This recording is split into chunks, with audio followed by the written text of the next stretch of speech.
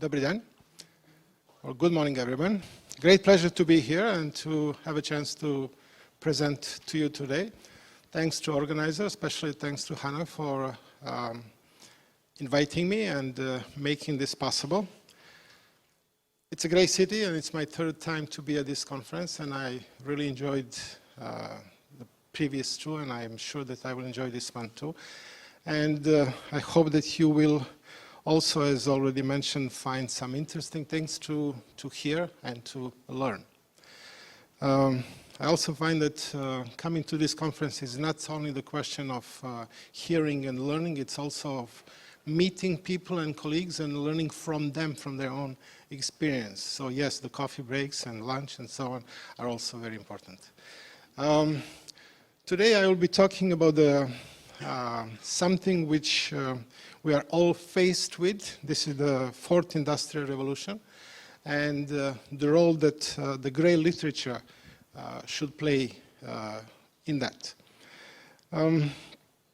If you are to look at, there we go, the presentation at a glance there, in fact, two major parts. The first one, I will try to introduce a little bit of the fourth industrial revolution. So I will go through the historical context, the terms, the pillars of that, and the general impact.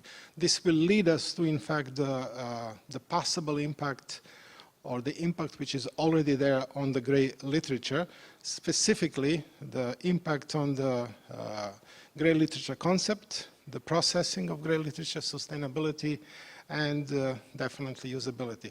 And at the very end, I will offer some possible conclusions. This is, in fact, a busy slide. These are just some of the things that we are faced daily with. Those are the excerpts from some news, and this is what we are being bombarding about this a new phenomenon which some people are calling the fourth industrial revolution. But before going into this, I'd like to share something which in fact much better identifies the life or shows the life that we are living in today. I was last night driving from Vienna via Brno here, and I was looking at all these billboards with the flags. So there's Czech flag everywhere, right? And I was wondering, maybe there is a Czech flag day or something. And being in that mind of thinking, you know, okay, what should I do? When I come to Prague, I'll ask some of my friends, what is that? But then I said, well, okay, fine, we are already in that era of changed world. So all I had to do was just ask Google, what is that? Where are those billboards on? And I got immediate reply. So I learned about your legislation, I learned about people finding amazing ways to go around and not to remove the billboards and so on. So this is just a simple example of this new changing world that we are in fact living in today. This is a little bit scary, because they are always, I mean, these are newspapers, they're trying to tell us, okay, there is, jobs will disappear, the researchers reveal the great fears, you know, this is the way things work, right? It's all about robots, it's about AI, and even the gap between the rich and poor will get worse and so on. So, if you are to look at the actual historical context, in fact, and the fourth revolutions that we went through. This slide just shows the beginning, which was in fact 1784. It's quite a while ago. And then it continues. And on the right side, you can see also the degree of complexity. I'll go to the next slide because that one maybe shows a little easier to understand that the first industrial revolution, that was the question of water stream and steam-powered machines, which were developed in factories to mechanize some of the work. Then we had the mass production, that was the revolution, the second industrial revolution, which was using electrical power, and that was the first birth of assembly line and mass production. Then we went into the third one, which was advent of computer, internet, robots, and automation, where the machines and humans were replaced with robots. And then we have this third one, or the fourth one, which is the cyber-physical systems which monitor the physical processes of the factory and make centralized decisions. Some of the, and I will go through some of those definitions there, are questioning if it's really the fourth one or is it 3.5 revolution, because this is like the higher level of using the AI, computers, networking, and so on. Not everyone even agrees with this term, the fourth industrial revolution. So there is a very popular term, Industry 4.0, which started in 2011 in Germany. That was in fact the project of the German government to promote the computerization and innovation of the manufacturing, and in particular the reorganization of the global value chains. There is also another term which is very popular when you go through the literature. It's the second machine term. And there are some authors there that you might find interesting and find to read some of the books they are writing about. They are talking about the digital technologies, hardware, software, networks that are becoming more sophisticated and integrated and are transforming societies and the global economy. Then we have the fourth industrial revolution, which was in fact from Davos. It started in very recently, 2016. In fact, it became very popular by, I believe he is the chairman of the Davos Economic Forum, when he talked about the fourth revolution, industrial revolution, being characterized by a range of new technologies that are fusing the physical, digital, and biological worlds, impacting all disciplines, economies, and industries, and even challenging ideas about what it means to be human. There is also a few other ones that you'll come, but all of them have that common element. And I just put there at the end that you can see that, for example, some of those big consulting companies like Accenture and Gartner, they're trying to push their own concept. They're giving them their own names, but in fact, more or less, they're talking about the same thing. So if you're looking at what are the pillars of this, these are in fact the major ones. It's the big data, it's the robots, sensors, cloud computing, virtual reality, augmented reality, there are new technologies, AI, and so on. If we are to summarize all this, I would call it mumbo jumbo of words, we can just say that, okay, machines are in fact learning to think. So what is the general impact of this industrial revolution? I believe there are at least four or three major ones. This is on the way we manufacture products, because we reduced manual labor. We increased use of robots, sensors, AI, and machine learning. We automate supply chain management. We reduce the level of stock. We make stronger links between customer demands and production. And of course, we go into this area of so-called individualized products. There is also a huge impact on the way we manage processes and companies. In other words, there is an impact on management itself. And we are talking about this horizontal and vertical integration. We are talking about, which I believe is a very important thing, it's a removal of silos. Especially when we are talking about administration, when we are talking about the governments and so on, where we still, unfortunately, have those huge information silos, which hopefully this will help remove. Then we have also real-time planning, introduction of lean concepts, eliminating anything which is useless. We're talking about a new trend, especially in IT programming and IT management, through use of agile, and which is a fast response to change and implementation of projects. And then, of course, we have this reactive and predictive mode of operation. There is also impact on our personal lives. That's the question of Internet of Things, which is part of our households. Smartphones, which every single one of you is probably holding dearly in their pockets or in the bags, because we do want to be communicated all the time and connected all the time, because God forbid, something happens and we are not there at that same moment. So this is also the impact on our life. There are threats to our privacy, and we are very well aware of that. There are unpredictable growth of poor as well as the rich parts of the society. So we have this dichotomy of extremely small part of extremely rich people and a huge part of, which is also some of the people, some of the researchers are talking about need to pay more attention to that and do some more research on that. And some other ones like impact on education, through marks, jobs versus skills, open access movement. This is what Hannah was mentioning, that most of this documentation, almost everything, will be available publicly. So yes, it's the promotion of open access, open science, and so on. And I'm sure that while I was reading, while I was talking, you probably had a chance to read a very interesting quote from the gentleman I mentioned previously, this Klaus Schwab. So that was the fastest I could do, because I was told that there is Jana there who will be lifting those papers and saying 1 more minute left or so.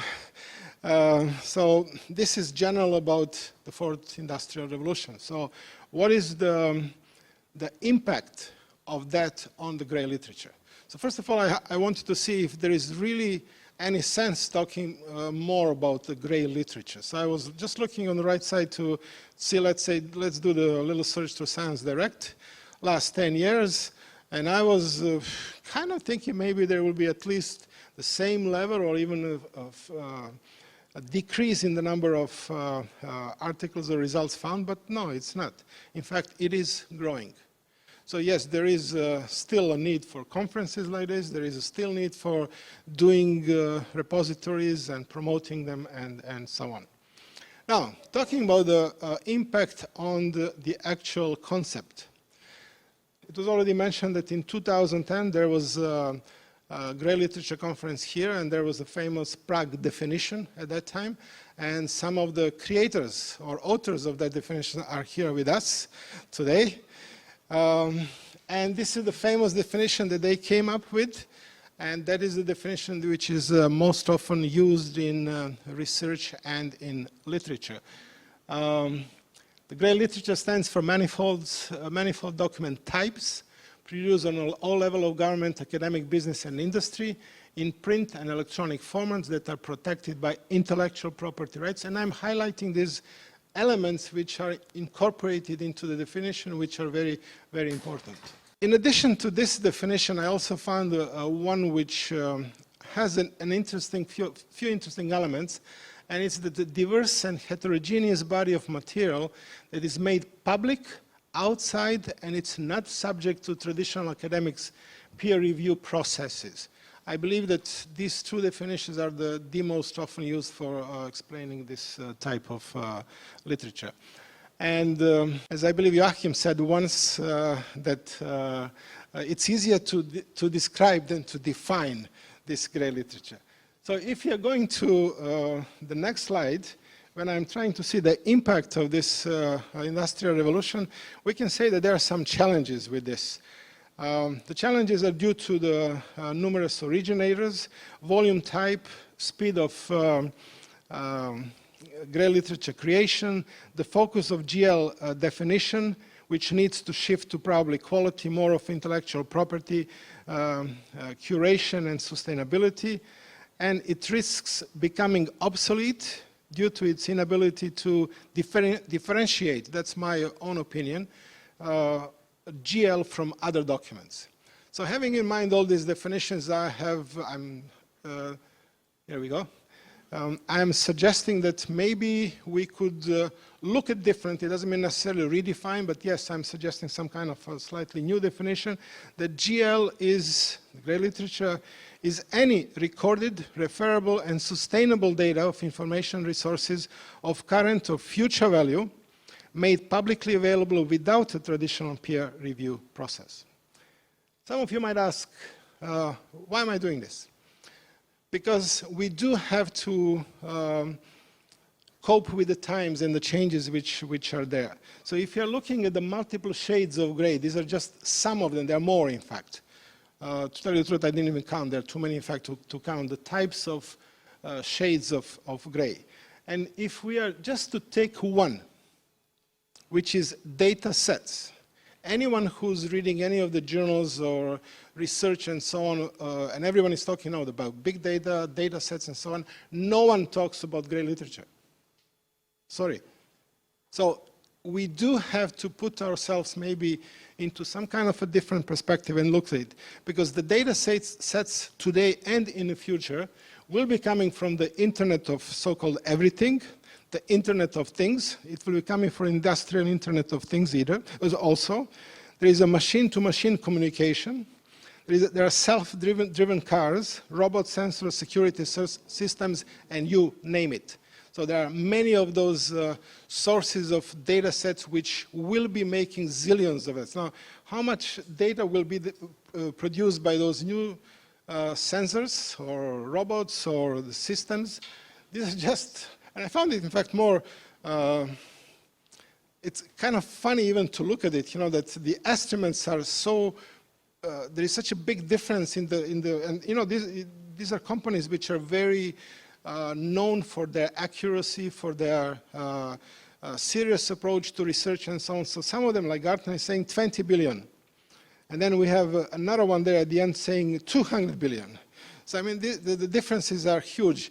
But what is important is that the number of connected devices that will produce those data sets is in fact huge. When we're looking at the impact on gray literature processing, and this is one of those famous, I slightly adjusted it, graphs which shows the 4 different elements or characteristics of gray literature and processing. It's the volume, and the volume is regarded as a data in rest, and I like that. Then there is variety, data in many forms, velocity, data in motion, and veracity, which is data in doubt or the actual, how much we believe into the data. And that's an interesting one, because when you look at it, 1 in 3 business leaders don't trust the information they use to make decisions. I mean, this is really something that any one of us who's in management or who helps managers have to think about it. There are 27% of repositories in one survey were unsure of the accuracy of their own data.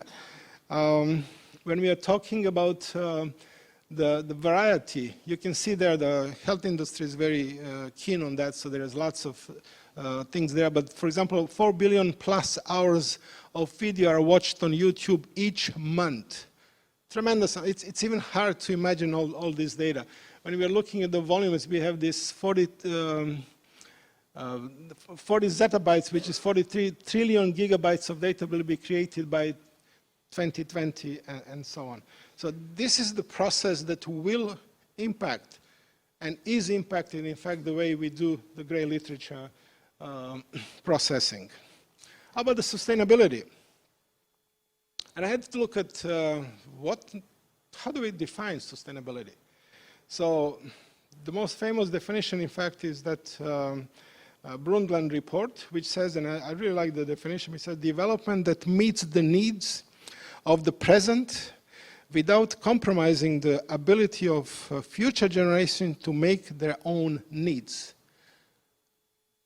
When you think about this and you go into the gray literature, there are in fact at least 3 levels of this sustainability which we do have to meet in future. The first one are, of course, environmental and technical, which talks about long-term preservation, the organization and management of that, and the actual operability of that, let's say, big data that we want to store as gray literature for future generations. And there is also the question of economic and financial impact. That's the level and duration of the support that we have to offer for those repositories. We are more and more concerned about ROI, or return on investment. Why are we putting all this money into it? Is there any use of it, and so on? How much it? How do you measure it, and so on? And of course, is that something that should be kept for the future? Is there any value in that? And there is, of course, the last one, but not the least, is the social and organizational part of the sustainability, which is the audience, Will there be people who are really interested in that? There is an information ownership and governance. Very interesting and very difficult decision to make. And of course, there is a freedom of access to information. When we are talking about the usability of that, we can talk about, and we are talking about the usability in future, we are talking about the tools for analysis, for example. This is old versus new tools and technology. Are we going to be able to use something which we produce today in 5 years? What would happen in 500 years?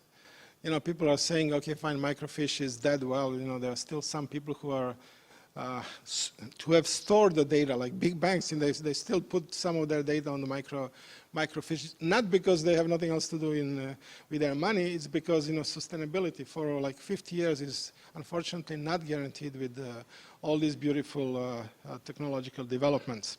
There is a question of different software functionality, concept, and expectations. In other words,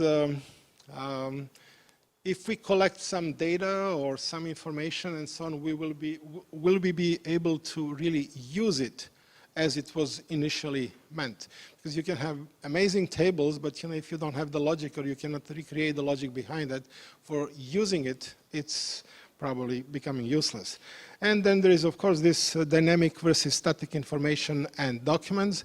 Just like the example I gave at the very beginning about the flag, this is the information which most likely will disappear somewhere on the web because no one will store it and so on. And probably in, I don't know, 10 years, if you ask the same question, there will be no answer to it. So it's the question of this dynamic information which is being created on the fly, and some of the static or moving the dynamic into the world of static information. We have the problem of visualization, or we will, which is using the 2D or 3D types of displays and systems for using the information. We have the virtual and augmented reality. And I'm not going into detail of this, but yes, there is a big thing. How do you not only use it currently, but will you be able to make any use of that in future? Intellectual property is something that the conference will have a number of papers. So I'm not going to mention anything more about this. But yes, this is something that we are all faced with. Libraries are, for example, faced with so-called overprotectionism. It used to be good times that, you know, you can take a paper article and maybe share it with some people. You take electronic one. If you're talking about intellectual property, you're not allowed to do that anymore. So this is what I call overprotectionism. There is, of course, this open access and open science, which is not as simple as it looks. It's a good idea, but implementation is much more challenging and difficult. There are doubts about IP helping development, intellectual property. In fact, is it really helping development? Is it helping world health? What is the role of innovation there when everything becomes more or less intellectual property and protected? And then we have, of course, this the question of privacy, which is the protection of sensitive personal information, mainly because of all these smart devices that we are using. You probably, wherever you move, you are being filmed. Those are those CCTV cameras which are in public. Is there some kind of a protection? Is there a problem? But I'm sure someone will probably talk about that one too. And then it's also the question of social media, let's say social media photos, and what happens to them and so on. And they are regarded as, for example, a gray literature. In short, to make a few conclusions, regarding the future, I believe that gray literature will not disappear. And it's not because of that little graph that I had at the beginning about 10 years development. I really think that there is there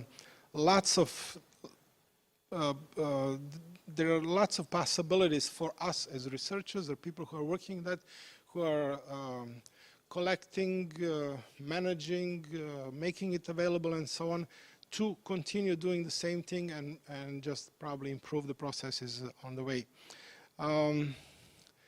It's a fact, it's a known fact that the volume of grey literature will experience exponential growth, which brings the question, are we ready for that exponential growth, and how are we ready to cope with that and make this available and usable?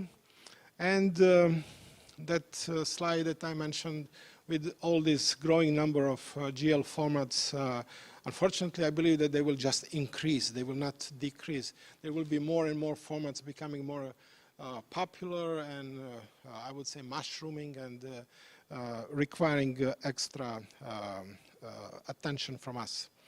The new definition, this is just to take into consideration the volume and speed of the GL creation, to refocus on quality, intellectual property curation and sustainability, and to try to differentiate from other documents so that we don't go into unnecessary misunderstandings with our colleagues who are dealing with computer science, who are dealing with, they call it now data science, and so on. The last one, I believe, is probably the most important for people who are daily involved with this work.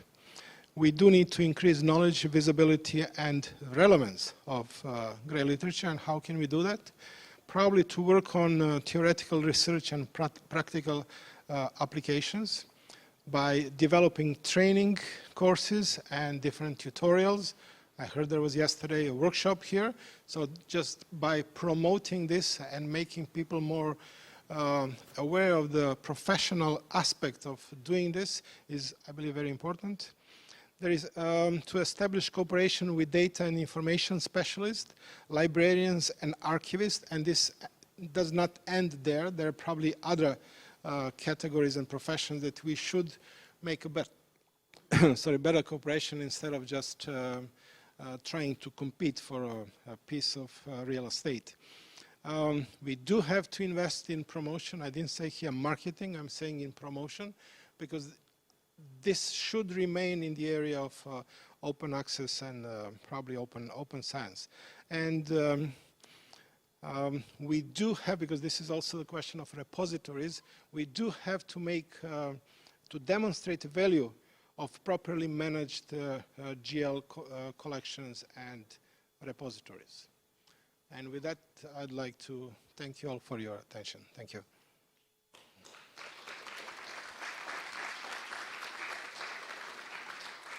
I believe we have a few minutes of time for some questions. Yes, thank you. And have you any questions or comments, notes? Hello, Jan Dvořák from the Charles University. Thank you for the interesting lecture. One question to ask: you are, on one hand, you are speaking about growing volumes and quantities of grey literature.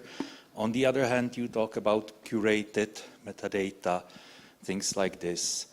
The former just is there, it grows, and our capacity for doing the curation, that is limited. We have only so many librarians who can do the work, and there are constraints. So, do you see any way forward in this paradox? Thank you very much for, I would call it a provocative question, because it is a burning issue. And I'm going to reply by asking, does anyone here remember Alta Vista? Nice, thank you. There are some people who still remember. Alta Vista was a search engine, one of the first search engines which was introduced. It was a great invention at the time. Most of the people who studied with web were rushing to Alta Vista and using it. Alta Vista was something, was endeavor based on work of catalogers. It was based on real librarians, information people who were trying to organize this tremendous amount of information with their hands, manually. Alta Vista does not exist anymore. Google came with a completely different approach to that. And they said, okay, fine, there are elements which, according to the strict library rules, we're not going to use. But we will go into details and we will develop things which are usable for people. And yes, they don't process any more millions, they process billions of records. They have billions of searches, and they are Google. Now, what can we learn from that? If we continue pushing hard on we need more people, we need more resources, we have to go one by one into all this, we are not going to make it. And history shows us exactly that.